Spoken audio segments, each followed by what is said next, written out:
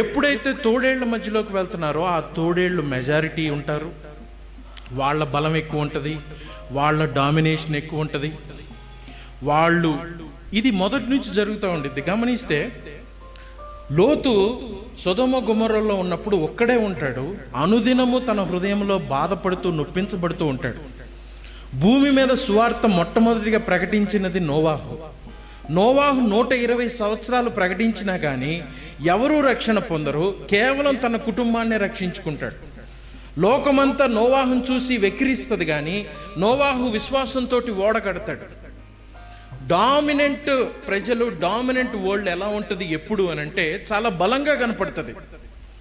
కానీ నిజమైన విశ్వాసులు చాలా బలహీనంగాను, వాళ్ళు గొప్పవారిగా ఉండకపోయినప్పటికీ నిజంగా గెలిచేది మటుకు వీళ్ళే.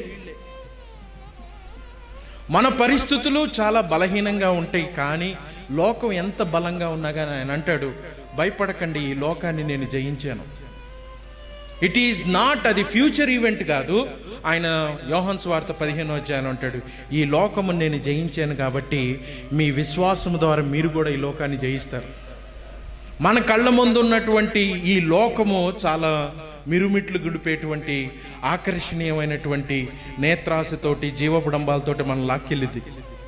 శరీర కోరికలతో ప్రేరేపిస్తూ, డబ్బును చూపిస్తూ, ఇదిగో సంపాదన కొరకు పరిగెట్టు అని మనుషులు నిందిస్తూ, నువ్వెందుకు ఇలా ఉన్నావు, నువ్వు సంపాదించలేదా, నువ్వు బాగుపడలేదా, నువ్వు నశించిపోయావు. ఎవరి స్టాండర్డ్స్ ఇవన్నీ?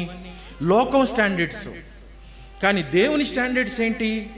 నువ్వు నీతి కలిగి ఉన్నావా, నువ్వు దేవుడి యొక్క రాజ్యం గురించి ప్రయాసపడ్డావా, ఆయన నిమిత్తం బ్రతుకుతున్నావా, ఇది దేవుడి స్టాండర్డ్. లోకం స్టాండర్డ్స్ వేరు. మనం డిఫరెన్షియేట్ చేయకపోతే